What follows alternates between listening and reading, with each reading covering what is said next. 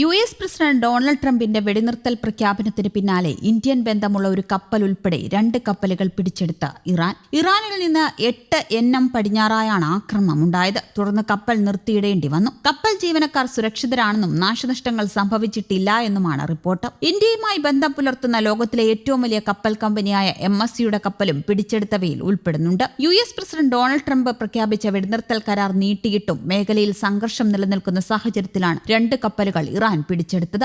MSC ഫ്രാൻസക്ക, ഇപ്പ മിനോണ്ടസ് എന്നീ 2 കപ്പലുകൾ കസ്റ്റഡിയിലെടുത്തതായി IRGC പ്രസ്താവനയിലൂടെ അറിയിച്ചു. ദുബായിൽ നിന്ന് ഗുജറാത്തിലെ മുദ്ര തുറമുഖത്തേക്ക് പോകുമ്പോഴാണ് എപ്പാമി നോണ്ടോസ് തടഞ്ഞത്. കപ്പലുകൾ ഇറാനിയൻ തീരത്തേക്ക് അടുപ്പിച്ചതായി ഇറാൻ പറഞ്ഞു. പിടിച്ചെടുത്ത 2 കപ്പലുകൾക്ക് പുറമെ ഗ്രീക്ക് ഉടമസ്ഥതയിലുള്ള യൂഫോറിയ എന്ന 3ാമത്തെ കപ്പലും ഉൾപ്പെടുന്നുണ്ട്. യൂഫോറിയ ഔദ്യോഗികമായി കസ്റ്റഡിയിൽ എടുത്തിട്ടില്ലെങ്കിലും കപ്പൽ നിലവിൽ ഇറാന്റെ തീരങ്ങളിൽ കുടുങ്ങിക്കിടക്കുകയാണ്. വെടിനിർത്തൽ അനിശ്ചിതകാലത്തേക്ക് ട്രംപ് നീട്ടിയതിന് പിന്നാലെയാണ് ഇറാന്റെ ആക്രമണം. വെടിനിർത്തൽ നീട്ടിയതിനോട് ഇറാൻ പ്രതികരിച്ചിരുന്നില്ല.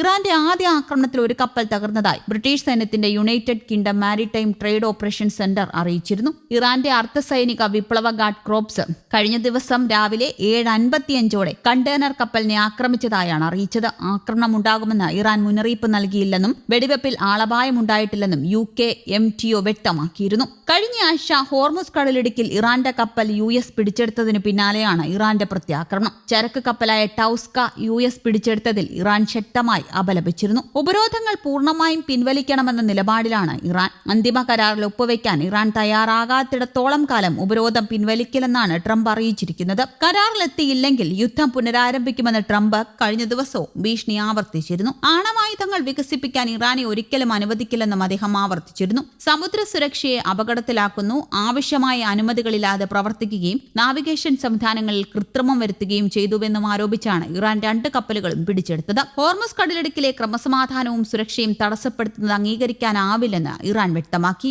അതേസമയം ഗ്രീക്കിന്റെ ഉടമസ്ഥയിലുള്ള യൂഫോറിയ എന്ന കപ്പൽ ഉൾപ്പെടെ ഇറാന്റെ നിയന്ത്രണത്തിലാണെന്ന് ഇറാനിയൻ വാർത്താ ഏജൻസിയും റിപ്പോർട്ട് ചെയ്തു. മേഖലയിൽ വെടിനിർത്തൽ നീട്ടുന്നതായി ട്രംപ് പ്രഖ്യാപിച്ചതിന് ഒരു ദിവസത്തിനു ശേഷവുമാണ് ഈ സംഭവ വികാസങ്ങൾ. ആഗോള എണ്ണ കയറ്റുമതിയുടെ പ്രധാന പങ്ക് കൈകാര്യം ചെയ്യുന്ന തന്ത്രപ്രധാനമായ ജലപാതയായ ഹോർമസിലൂടെ കടന്നുപോകാൻ ശ്രമിക്കുന്ന കപ്പലുകളെ നിയമലംഘന കപ്പലുകളെന്ന് IRGC വിശേഷിപ്പിച്ചതായി റിപ്പോർട്ടുകൾ വ്യക്തമാക്കുന്നു. പനാമ പതാകയ്ക്ക് കീഴിൽ സഞ്ചരിക്കുന്ന കണ്ടെയ്നർ കപ്പൽ MSC ഫ്രാൻസെക്ക അവസാനമായി ഒമാൻ ഉൾക്കടലിൽ റിപ്പോർട്ട് ചെയ്യപ്പെട്ടിരുന്നു. ലൈബീരിയൻ പതാകയിലുള്ള എപ്പാമിനോണ്ടാസ് എന്ന മറ്റൊരു കപ്പലും ഇതേ മേഖലയിൽ എത്തിയിരുന്നു. അതേസമയം എണ്ണവാതക കയറ്റുമതിയുടെ 5/1 കൈകാര്യം ചെയ്യുന്ന ഹോർമുസ് വഴി ഗൾഫിലേക്ക് പ്രവേശിക്കുന്നതിന് കപ്പലുകൾ അനുമതി തേടണമെന്ന് ഇറാൻ പറഞ്ഞു. അതിനിടെ ഇറാനുമായുള്ള യുദ്ധത്തിനിടെ US നാവികസേനയുടെ അത്യാധുനിക ഡ്രോൺ തകർന്നതിന് സ്ഥിരീകരണം.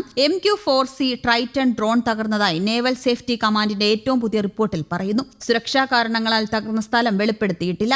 നോർത്രോപ്പ് ഗ്രൂമൻ നിർമ്മിച്ച ഈ സമുദ്ര നിരീക്ഷണ ഡ്രോണിന് ഏകദേശം $240 ദശലക്ഷം വില. ഇറാൻ സംഘർഷവുമായി ബന്ധപ്പെട്ട അമേരിക്ക ഉണ്ടാക്കുന്ന ഏറ്റവും വലിയ സാമ്പത്തിക നഷ്ടങ്ങളിലൊന്നാണിത്. ഡ്രോണിന് 50,000 അടിക്ക് മുകളിൽ ദീർഘനേരം തുടർച്ചയായി പറക്കാനും കഴിയും. News desk Kerala Kaumudi.